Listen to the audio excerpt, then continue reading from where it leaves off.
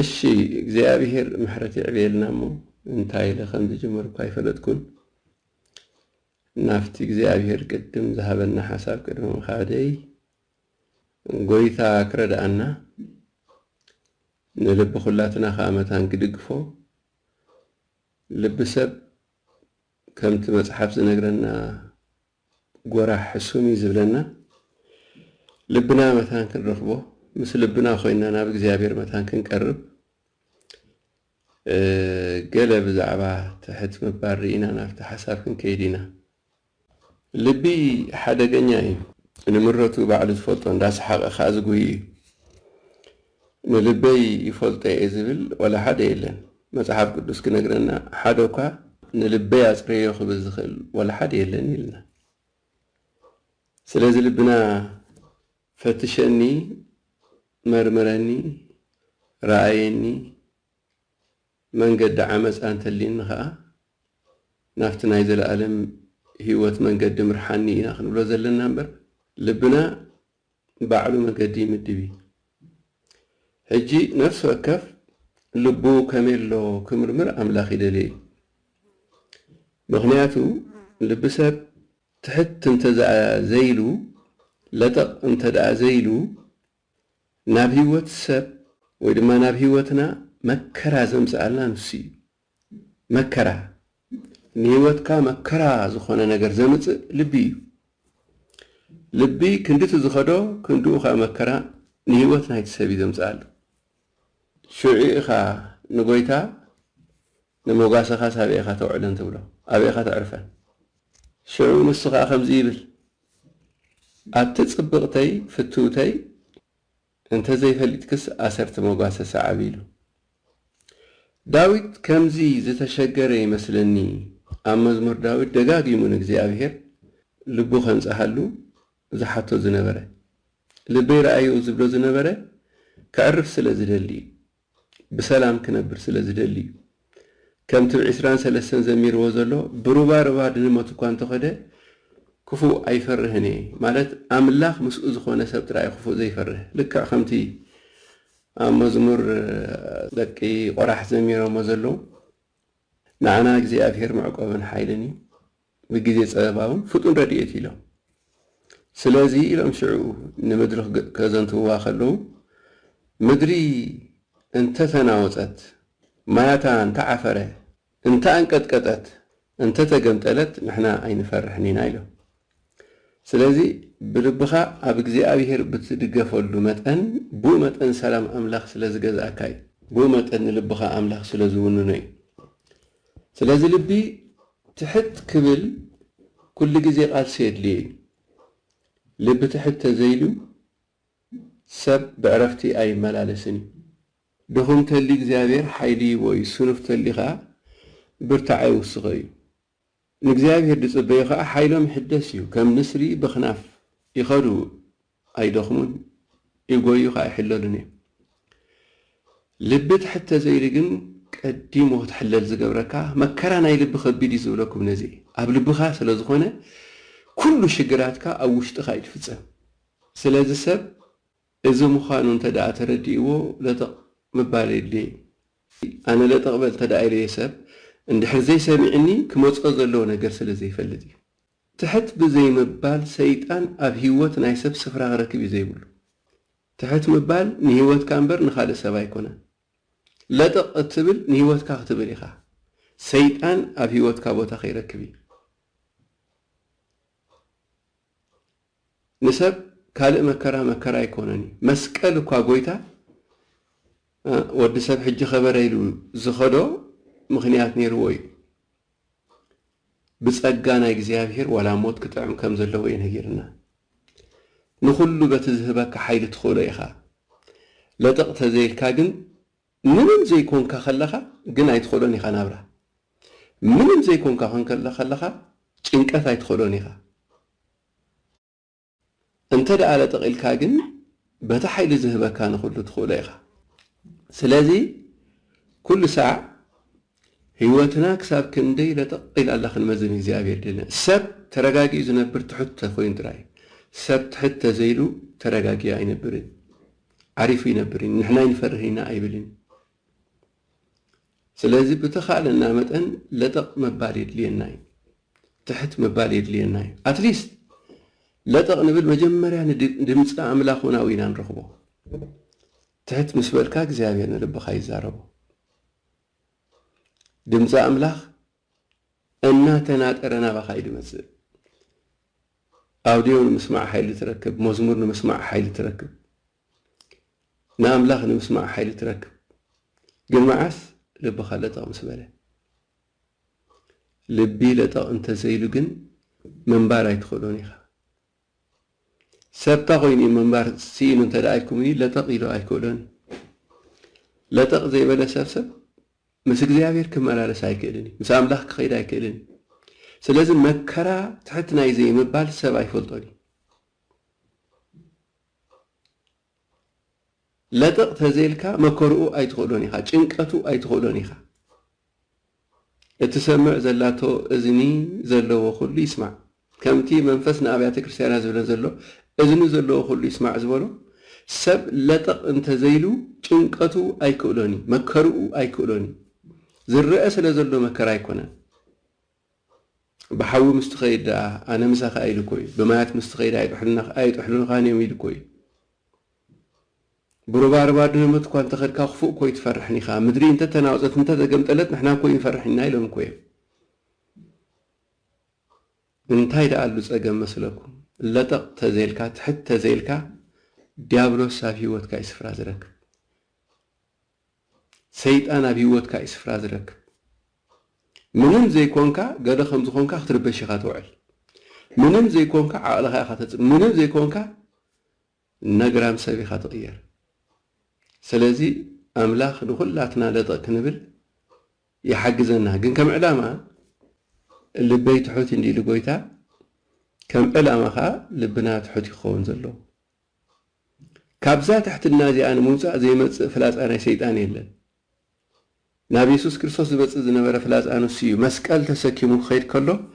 እቲ መስቀል ኣይኮነን ከቢድዎ ካብቲ መስቀል ንላዕሊ ክብደት ዝነበረ እቶም ኣብ ዝርእዩ ዝነበሩ ጸላእት እዮም ማለት ወዱ ንኣምላኽ እንተደኣ ኾንካ ደኣ እስኪ ይብልዎ ነይሮም ርእስኻ ድሕን ፈታኒ ዝኾነ እዋን ኣምላኽ ክኸዶ ኢሉ ዝመደበሉ መንገድስ ግደፍዎ ዝብልዎ ካብ መንገዲ ኣምላኽ ይውፅኦ ግን በዚሖሞ ሽዑ ጎይታታ ኢሉ ኣቦይ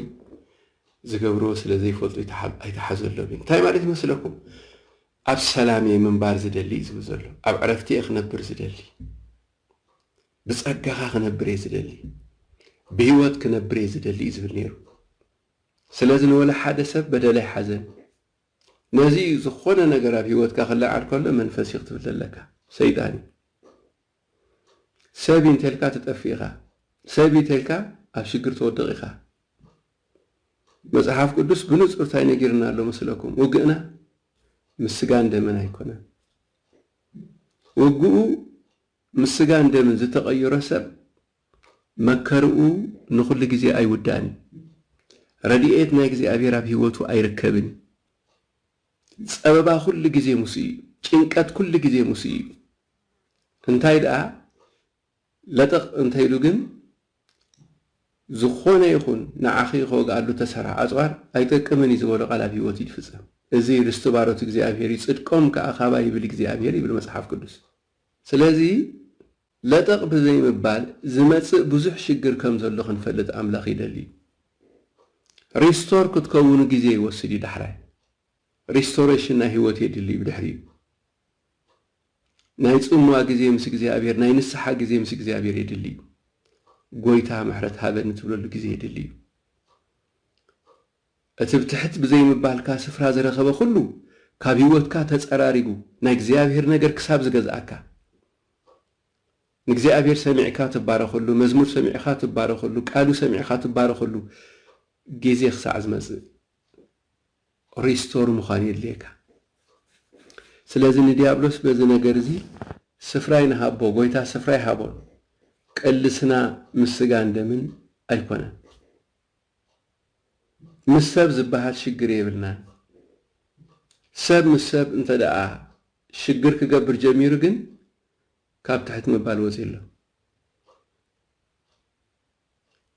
كونه لم يمسقلو خازلو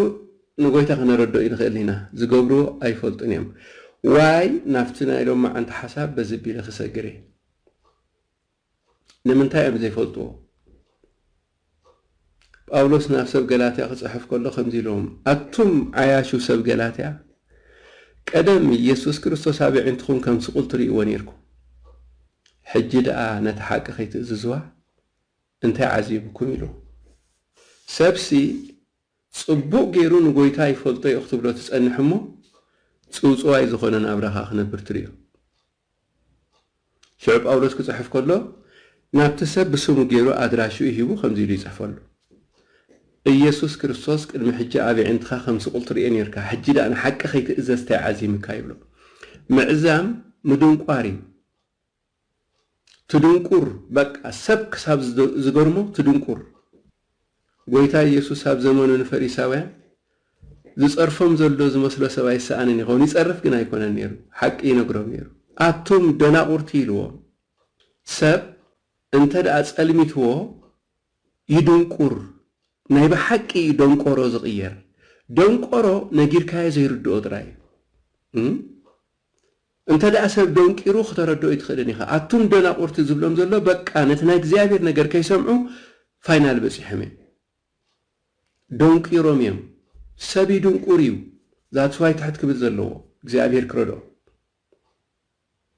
ኣምላኽ ክረድኦ ዝደሊ ሰብ ትሕት ክብል እዩ ዘለዎ እንተዘይኮይኑ ሰብ ይድንቁር እዩ ኣቱም ደናቁርቲ ዝብሎም ዝነበረ ናይ ሓቂ ጸልሚትዎም ስለ ዝነበረ ነገረና ይብልዎ እሞ ነጊርዎም ዘይርድኦ ጸልሚትዎም እንድዩ ኣእምሮኦም ጸልሚቱ ካብ ህይወት ኣምላኽ ካርሒቆም ኢሉ ኣእምሮኦም ተጸልሚቱ ደንቂሩ ይበሃል ሰብ ተደኣ ደንቂሩ ትብሎ ኣእምሮ ጸልሚት እዩ ናብ ሞት እናኸደ ከሎ ናብ ጥፍኣት እናኸደ ከሎ ሓቂ ነጊርካያ ዘይሰምዕ ኩሉ ደንቂሩ እዩ ዝብሎ ኣምላኽ ኣቱም ደናቁርቲ ናብ ጥፍኣት ዘለዓለም እናኸደ ሰብ ዘይምለስ እንተ ደኣ ኮይኑ ደንቂሩ እዩ ዘሎ ኣምላኽ ግን ሎማዓንቲ ብርሃን እዩ ስለ ዘለና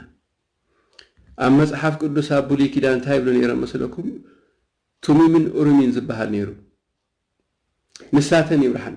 ሓቅኻን ብርሃንካን ለኣኽ ንሰን ይምርሓኒ ሓቂ ኣሎ ብርሃንካ ኣሎ ዝገርመኩም ዳርጋ ኩሉ ሰብ ፍልጠት እዩ ተዓጢቑ ዘሎ እምበር ብርሃን ኣይተዓጥቀን ፍልጠት ኣለዎ ብርሃን ግን የብሉ ፈሪሳውያን ከዓ እቲ ቃል ይፈልጥዎ እዮም ንጎይታ መፂኡ ምስ ሓቶት ኣብቲ መጽሓፍ ከመይ ተንብብ ኢልዎ ቅድምቲ ኩሉ ኣብ መጽሓፍ ዘሎ ሕግታት ፈፂሙ ኢሉ ፈፂመ ከመይ ኢኻ ከተንብብ ኢልዎ ምክንያቱ ሰብ ብርሃን የድልዮ እዩ ብርሃን እዩ ዘድልዮ ንሰብ ሓቅኻን ብርሃንካን ንሳተን ይምርሓኒ ሓቅን ብርሃን እንተዘይረኺብካ ኣብ ጸልማት ኢኻ ትነብር ኣብ ጸልማት ከም ዘለኻ ከዓ ተነጊርካ ክትሰማዕ ኣይትኽእልን ኢኻ ስለዚ ኣብ ዘመኖም ኣብ ገጾም ኣቱም ደናቁርቲ ኢልዎ ድንቁርና ዝመልኦም ኮይኖም ተረኺቦም ደንቂሮም ካብ ህይወት ኣምላኽ ካርሒቆም ክገርመኩም ትሕት ዘይምባል ደንቆሮ ይገብረካ እዩ ነቲ ኣምላኽ ዝብሎ ዘይትሰምዖ ሰብ ይገብረካ እዩ እግዚኣብሔር እንታይ ይብል ኣሎ ዘይትሰምዕ ይገብረካ እዩ ኣነ ይግረም ነይረ ጎይታ እንታይ ኢልና ምስለኩም ኩሉ ሰብ ነቲ ዝሰምዖ ዘሎስ ብልክዕ ዝሰምዖ እዩ ዝመስሎ ኢሉ ምክንያቱ ፍልጠት ጥራይ ስለ ዝሕዝ ዘድልየ ግን ብርሃን እዩ ሓቅኻን ብርሃንካን ለኣኽ ንሳተን ይምርሓኒ እዩ ብርሃን የድልየና እዩ ነዚ እዩ ግዜ ሂብና እግዚኣብሔር ኣብ ህይወትና ብርሃኑ ክልእኾ ብርሃን እዩ ኣብ ጸልማት ዘብርህ ጸልማት ከዓ ዘይሕዞ ብርቱዕ ብርሃን እግዚኣብሔር ክሰደልና ምሕረት ክንልምን ዘለና ኣብ ህይወትና ኣብ ናይ ነፍሲ ወከፍና ኣብ ግልና ህይወት ብርሃን ዝደልዩ ሰባት ክንከውን ብርሃን ዝምነዩ ሰባት ክንከውን ኣብ ጸልማት ዝነብር ህዝቢ ምንም እንታይ ይገብር ከም ዘሎ ይፈልጥን እዩ እንታይ ይሰርሕ ከም ዘሎ ይርእን ናብ ብርሃን ምስ መጻኻ ግን እቲ መጋረጃ ኮይንካ ዘሎ ኩሉ ይቕንጠጥ ናብ ብርሃን ምስ ኣተኻ ግን ጸልሚትካ ዝነበረ ኩሉ ይበርሃልካ ስለዚ ምንጭ ናይ ዝኩሉ ለጥቕ ምባል እዩ تحت انتدائلنا بقدم እግዚአብሔር ብርሃን ይሰድድ ببرهان كائنا برهان رئيس لنا نحن بينا شو أملاخ زي برهان لسه ببرهان زمان على السبيل برهاننا أملاخ كتفولت إيز قبر كان مجمرتها قال نيريلو تقدم ما بإግዚአብሔር تقدم ما أملاخ نيريلو هيوت أو نيرايلو تهيوت كا برهان نايسب نيرايلو نسب برهانو إذ قال زيو نسب برهانو أملاخ بعلي سلازي እግዚአብሔር أبزد حراي زمن زي برهان زملأت بيتي خلال برهان زتملؤ دقيقو كلال نحق إدك برهان دك أسألماتن زفليلو جزي برهان كي بريهل كي كبر جزي أبيهر كأوتيل كي إمو تنسيق كبرهيل مصحف قدس برهان كمس نسبزلنا وإذا تزعبينا إجزابير برهان كورد نسبزلنا بحد مخنياتي أبتن دحروت معالتات كفو زمن كم زمن زفلاتي الونيرو المات نمدر خمس خدنا نجير نيرو إسياس بزعبازي برهان كي وسيل كي قد مبالون تايلو المات نمدري دق المات دمان هزبتات يقول ببوم سلسلو عالم بس المات يا تقوبي بازلا قدف عالم حجي بيتي كرسيان كي ترفت بس المات يا تقوبي أزلا مهنياتو እግዚአብሔር ብርሃን እዩ አው ኻል ሓንት ጸልማት ከም ዘየለ ካው ሰማዕና የመልእኽትና አኻትኩም ነግራን ንሳኢሎም ሐዋርያት እግዚአብሔር ብርሃን እዩ ማለት እኮ ኣብቲ እግዚአብሔር ዘሎ ኣብኮም ዓይነት ህይወት ክንነብር ይዝግባን ከምኡ ግን የለን ሕጂ ህይወትና ከምኡ ዝኸውን ህይወትና ብርሃን እግዚአብሔር ናብ ህይወትና ምስ ወረደ ብርሃንና ምስ በረሃልና ክብሪ እግዚአብሔር ካብ ልዕሌና ምስ ወረደ ሽዑ ይጸልማት ዝቕንጠጥ ጎይታ ኢየሱስ ኣብ ዘመኑሲ حق زي نجر زنبرة خي مسلكم جنس ألمات زجوزهم حزب نيرو أتي أبس ألمات زنبر حزبي عبي برهان كرينا إجزابير سلطانيو نجر جن كي سمعسي أذان ما اسمه ميلو إجزابير كي حويهم كاد بز حزب زرو كيديرو مسمع أبي أمه سلازق ويتا خمسيلو انبلتا وقعنا لكم سي أي ساعة خمنيلو كبرا وقعنا لكم أي ساعة خمن ألقينا لكم كاي بخوخو منير فتصيمهم تسمروا سبات ينبروا نأملاخ تسمعوا سبات ينبروا حجيكن كابانا እግዚአብሔር كسمعوا زدل سبت اللي خري يدلي حق خان برهان كان نافي وتيلا أخلي يسبروا زلمنو زلو هيوت زصلو زلو نابرات صلو كافت زلو خوص زدلي تزلو هيوت زسچو سب تزنبرو زلو زصلو سب أملاخ كمزي كونن إلو زأمن سب كمزا عين سب እግዚአብሔር كري يدلهم بنقونا مهنياتو እግዚአብሔር ندك إسرائيل بخنتي كونن ندك يعقوب بخنتي كونن قص يدلين يلو بخنتو እግዚአብሔር أيزاربن بخنتو خا እግዚአብሔር أيمرحن سلازي برهان كان حق خان لأخلي ناي كل جزي معلتنا أسقلتنا يخون لنا ناي كل جزي قانقوانا يخون يا زبرهان زنت زيلي أبسأل ماتينا النبر فلتات حسكي أخات ترف هيوت زي يقول لسبكون كأخات نبر هايمانوت حسكي أخات نبر هايمانوت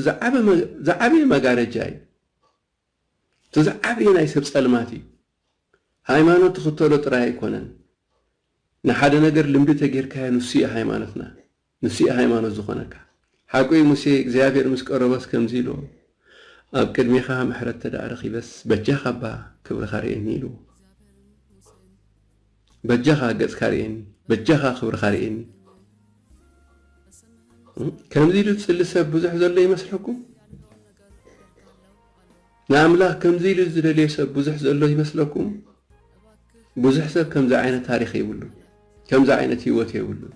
قص أملاخ ندل سبات كنكون كابلهم مع أنت قن إግዚአብሔር يزاربالو كبرو ندلي برهانو ندلي حقو ندلي أملاخ أبلع لنا شاينك قبر أبلع لنا برهانو سدد أملاخ كابدون قرنا نانا خلاتنا يملسنا سبيدون قري دون قرى يغيري زي سمع يخوني انتهي بلا الله أملاخ زي السوع يخوني زربا أملاخ مسلا يخوني حساب أملاخ مسلا يخوني سلازي إذا حق إذن إذا برهان إذن ناب هيوتنا كل جزء خمس ناب እግዚአብሔር نغرا እግዚአብሔር كأن لهم منه أملاخ برهان كلا أخلين نقوله ببرهان እግዚአብሔር ጥራይና ነፃ ንወፅእ ببرهان እግዚአብሔር ጥራይና ሓርነት ንረክብ ببرهان ኣምላኽ ጥራይና ናብ ክብሩ ንኣቱ ሎርድ ንበሎ ጎይታ ንበል ብርሃን ካልኣኸለይ ብርሃን ካደለ ኣብ ልዳተይ እናፀንዐት ፅበይኒ ኮይሉ መፅሓፍ ቅዱስ ኣምላኽ ንእግሪ መገድኻ ዘይድላ ኣምላኽ ብጣዕሚ ክንጠምዮ ክንፀምኦ እግዚኣብሔር ደልየና እዩ ብጣዕሚ እግዚኣብሔር ክንብል ኣምላኽ ይደልየና እዩ እቲ ብርሃንካን ሓቅኻን ለኣኸለይ ክንብል ኣለና እምበር ኣምላኽ ፀገም የብሉን ኣብ ፀልማት ዝነብር ህዝቢ ዓብ ብርሃን ከሪኦ ፀገም ኣይኮነ ዘሎ ፀልማት ንምድሪ እንዳሸፈና ብርሃንኪ በርሂልኪ ተንሲእኪ ብርህ ይኽብል ፀገም የብሉን ግን ኣልቂስናልኩም ሲ ኣይትበኺን ኢኹም ኢልዎ እምብልታ ነፊሕናልኩም ከበሮ ሃሪምናልኩም ከዓ ኣይትስዕስዑን ኢኹም ኢልዎ ሶ እግዚኣብሔር እንታይ ይግበሮም ከይምለሱ ኣነ ከዓ ከይሕወዮም ሲ ልቢ እዚ ህዝቢ ረጊድ ኢልዎ ንሙሴ ጳውሎስ ናብ ሰብ ቆሮንጦስ ክፅሕፍ ከሎ ከምዚ ኢልዎ መታን በዚ ጌርና ሂወትና ክንፍትሽ ኣብ ልብኹም ደኣሉ ዝፀበኩም ዘሎ እምበር ኣብ ልብና ስገፊሕ ኢልዎ ጳውሎስ ስሙዝ ላይፍ ይመርሕ ነይሩ ጥዑም ሂወት ይመርሕ ነይሩ ስለዚ እንታይ ኢልዎም ኣብ ልብኹም ንዓኻትኩም ግን ይፀበኩም ኣሎ you are not well ኢልዎ ፀበኩም ዘሎ ኣብ ልብኹም ኣባና ግን ገፊሕ ኢሉ እጅ ሓደ ኣብነት ክበኩም የሂወትኩም መፈተሽ ይኹነኩም ብፀጥታ ንሓደ ሰዓት 2-3 ሰዓት ብተመስጦኻ መንፈስከ ወፃኹም ንኣምላኽ ኣምልኾቶ ኢለኩም ዓብ ሆምወርክ ምኾነኩም መቸም ኣብ ቅድሚ ኣምላኽ ካብ ምዃን ንላዕሊ ጥዑም ንሰብ ሂወት የብሉ ዓቕሙ ግን ክሳብ ክንዱ ኢልተይኩም ኣይኮነን ኣብ ልቡ ይፀብኦ ይሰብ ስለዚ ኣምላኽ ነቲ ሰብ ክመልሶ ይደሊ ብርሃኑ ክሰደሉ ይደሊ ካብ ፀልማት ከውፅኦ ይደሊ ብርሃን ክዘርኣሉ ይደሊ ሓርነት ከልብሶ ይደሊ ብነፃነት ክመላለስ ክገብሮ ይደሊ ምክንያቱ ወዲ ሓራ እንተ ዳ ኣውፂእካ ውፁእ ሓራ ኢኻ ኣብ ሓደ ቦታ ጎይታ ኢየሱስ ክርስቶስ ብዙሕ ሓይሊ ክገብር ኣይከኣለን ይብል ገዲፎም ከይዱ ኣምላኽ ናይ ሰብ ምድላው ስለ ዝደሊ እዩ መልእኽቱ ናብ ደቂ ሰባት እዩ ዳትስ ዋይ ንዮሃንስ ቀቅድሚ ምሰደዶ ታይልዎ ምስለኩም ብብርሃኑስ ንቁርብ ግዜ ደስ ክብለኩም ደሊኹም ኢልዎም ንቁርብ ግዜ ግን ደስ ክብሎም ደልዮም ብን በትናቱ ብርሃን ስለዚ ጎይታ ታይሉ ዓለም ግብራ ክፍኡ እሞ ካብ ብርሃን ሲ ፀልማት እያ ተሓሪ ኢሉ ሕጂ ፀገም ኮይኑ ዘሎ ህዝቡ እዩ ፀልማት ዝሓሪ ካብ ብርሃን ሲ ፀልማት ይመርፅ ኣክንዲ ከምቲ በዓል ደማስቆ ሰብኣይ ርድኣና ርድኣና እግዚኣብሔር ዝብል እግዚኣብሔር ረድኤቱ ዝፅበ ሰብ እዩ ዝደሊ ሓገዙ ዝፅበ ሰብ እዩ ዝደሊ ከበሮ ምስ ተወቅዐ ዝስዕስዕ ሰብ እዩ ዝደሊ እምብልታ ምስ ተሃርመ ዝስዕስዕ ሰብ እዩ ዝደሊ መልቀስ ምስ ረኣየ ዘልቅስ ሰብ እዩ ዝደሊ ንሰብ ኤማሁስ ከምዚ ኢልዎም ጎይታ ቁሩብ ደንቂሮም ነይሮም እቲ ጎይታ ዝዛረቦ ዝነበረ ዘረባ ይስተውዕልዎ ይነበሩን ከምኡ ኣብዚ መንገዲ ከም ዘለኹ ነግረኩም ከምኡ ስለ ዝበለኒ ጎይታ ነቲ ኣምላኽ ዝዛረቦ ዘሎ ቋንቋ ዘይሰምዖ ሰብ ኣሎ ዘይርድኦ ሰብ ኣሎ ዳትስ ዋይ ካብቲ ምኽሪ ኣምላኽ ቁርብ እግሩን ድሕሪት ይተርፍ እሞ ካብቲ ሓሳብ እግዚኣብሔር ቁርብ እግሩ ይተርፎ እሞ ብብዙሕ ነገር ከም ማርታ ክጭነቕን ክሓስብን ይጅምር ማርታ ብብዙሕ ነገር ትጉሂ ትጭነቕ ይኽኢልዋ ተምፅኦ ዝነበረት ሪዝን ንሱ ይኮነን ሽግራ ማርያም ዘይትሕግዘኒ ንሱ ይኮነን ሽግራ ማርያም ሲ ከምዚ ናተይ ሂወት ትምራሕ ንድሕሪት ትመለስ እዩ ነይሩ ሓሳባ ምኽርን ሓሳብን እግዚኣብሔር ዝገዝኦ ሰብ ብርሃን ኣምላኽ ኣብ ሂወቱ ዝበርሃሉ ሰብ ብርሃኑ በሪህሉ ክብሪ እግዚኣብሔር ናብኡ ዝወፅእ ዘሎ ሰብ ግን ተንሲኡ እዩ ዝበርህ ኣብቲ ምኽሪ እዩ ዝነብር ሕሰብዎ እንዶ ባሕሪ ዝኣክል መቒሉ ኣውፂእዎም ምስ ፀልሞቶም ከምዚ ኢሎሞ ክበኺ ሓዲሮም ኒዕቆምን ኢል እግዚኣብሔር ኢያሱ ከዓ በሪህሉ ስለ ዘሎ እዚኦም ዳ እንጀራን በሪሎም ካብቲ ምኽሪ ካብቲ ሓሳብ ካብቲ ብርሃን እግዚኣብሔር እዮም ዘይረሓቑ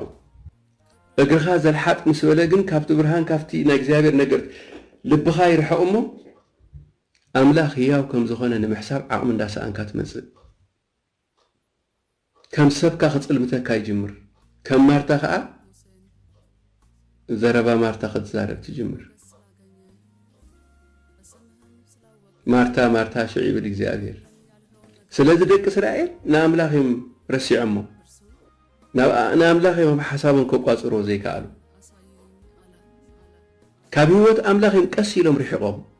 ኣእምሮኦም ጸልሚቱ ካብ ህይወት ኣምላኽ ከዓ ርሒቖም እቲ ዝነበረ ብርሃን ናይ እግዚኣብሔር ሰይጣን እንዳወሰደ መፅዩ ብዝተፈላለየ መገዲ እንዳሸርሸሮ መፅዩ ደቂ ዓናቕ ምስ ረኣኻስ ሕጂ ኸ እንታይ ክገብር ይኸውን ከዓ ትብል እምበር ብኣምላኽ ዶ ትዋላወል ኢኻ بأملاخ دو تطارات أريخا أملاخنا بسماياتي زدلي سلز قبر لبنا كبرهان اكزيابير كي ترفنا إنا خنفرح زلنا أمرنا خيت سلمتنا خنتنقع زلنا اكزيابير تناعق زبلة كورون دا قلس تأمرات دا قلس اندار أمي متي السب برهان بريهلو ندحريت انت دا أتأملسو نود أملاخ نرؤسو يسقلون تلي فردع عب مخانة مصحف قدس نقرنا نزي حدا جزي برهان زبر حلهم زبر نزي دحري شيطان يصاوت له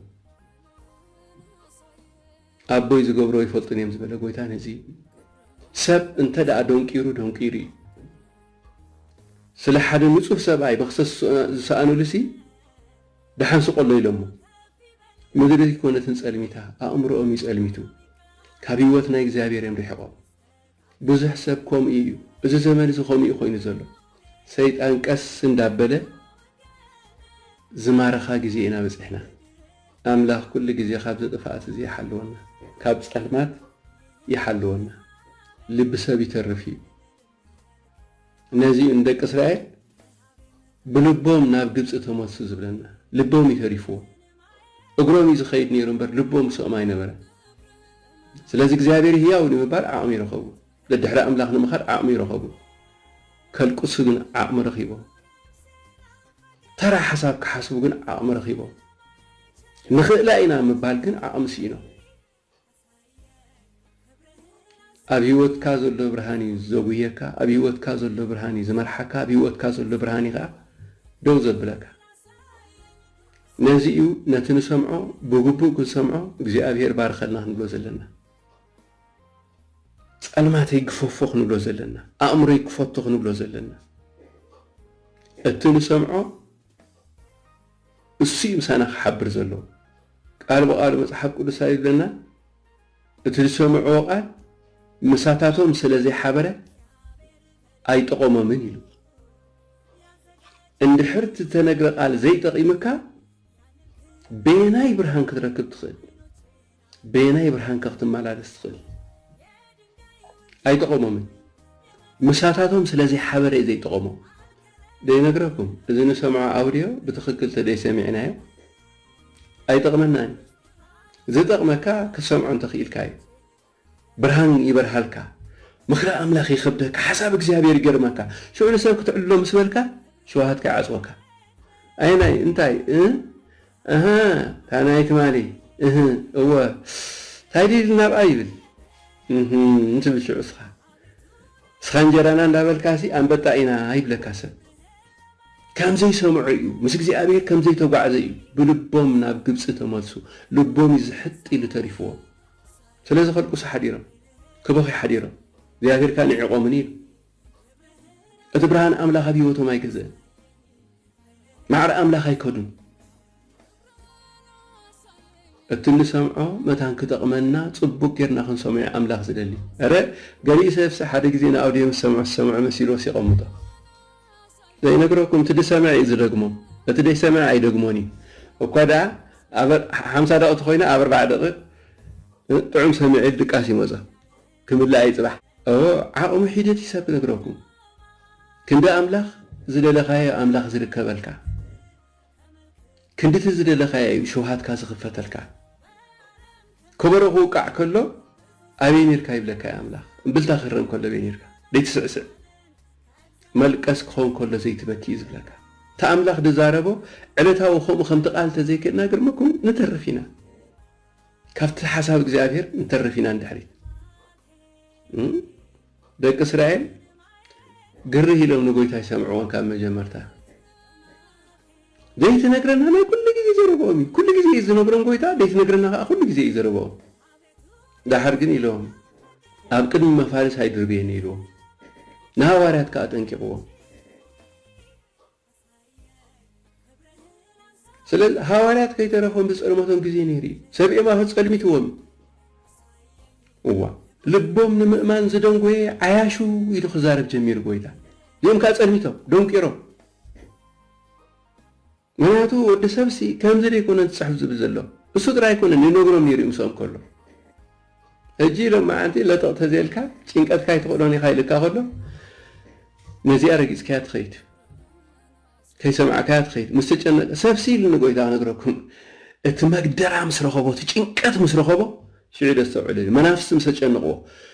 ካብ ህይወቱ ምልቃቕ ምስ ኣበይዎ ዓቕሉ ምስ ኣፅበበ ዝገብሮ ምስ ጠፍአ ጸሊውን ከምዘይ እናገፍ ምስ ረአየ ሽዑኡ ክርድኦ ይጅምር ትሕት ዘይምባሲ እንታይ ዝብልዎ መከራ እዩ ስለዚ ጎይታ ምሕረት የውርደልና ለጠቕ ኢልና ንእግዚአብሔር ክንሰምዖ እግዚአብሔር ይሓግዘና ጊዜኡ ሓያል ጊዜ እንዲ ለጠቕ ምባል የድልየና ምስ ጎይታ ክንስጉም ምስ ጎይታ ከነኣን ክንኣቱ ንኣምላኽ ዝሕጉስ ውሉ ኣብ ቅድሚት ኮይኖም ዝመርሑ ኣብ ቅድሚት ኮይኖም ዝጎዩ ብርሃኖም ዝበርህ ንጸልመቶም ዘብርሁ ተስፋ ንስኣኑ ተስፋ ዝኾኑ ሰብ ተጸልሚትዎ ከመይ ምዃኑ እየ ክነግረኩም ቀደም ኢየሱስ ክርስቶስ ሳቢዕንትኹም ከምሲ ቁዶ ትርእይዎ ይነበርኩምን ሕጅስ ንሓቂ ከይትእዘዝዋስ እንታይ ዓዚምኩም እንታይ ኮንኩም ኢልዎም ሰብ ንምንታይ ጸልሚትዎ ይበሃልኒ ክጽልምቶ ጥራይ ዘይብሉ ክድንቁር ጥራይ ዘይብሉ መሲህ እናተጸበኻ መሲህ ትሰቅል ኢኻ ሪቫይቫል እንዳተጸበኻ ኣምላኽ ሪቫይቫል ከምጽኡ ዝበሎም ሰባት ክተጥፍኦም ትኽእል ኢኻ ክትቀትሎም ትኽእል ኢኻ ኣብ ልዕሊኦም ክትለዓል ትኽእል ኢኻ ብርሃን መፀ ወይ ሞት ክትብል ትኽእል ኢኻ ስለዚ ካብ ብርሃን ኣምላኽ ኣይንርሓቕ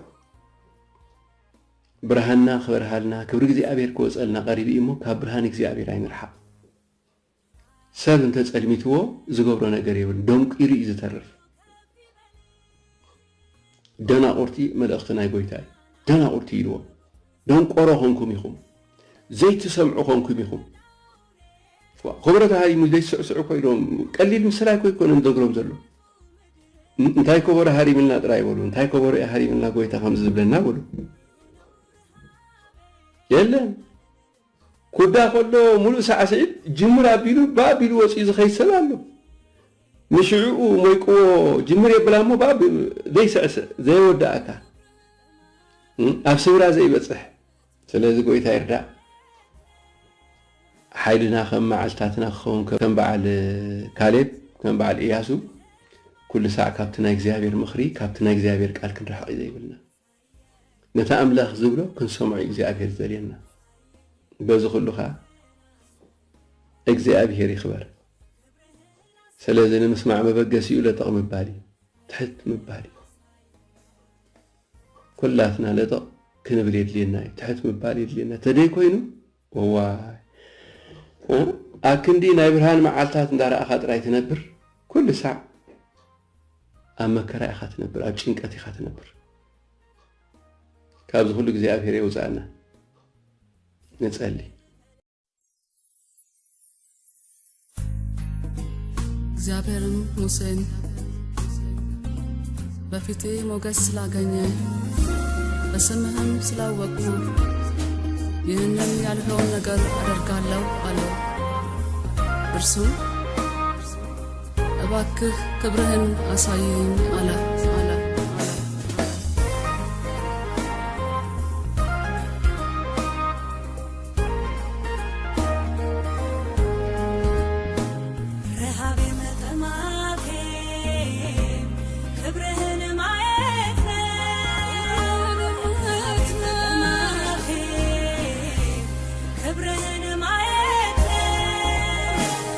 Abre tu nafse na fakachi, kebrehela ma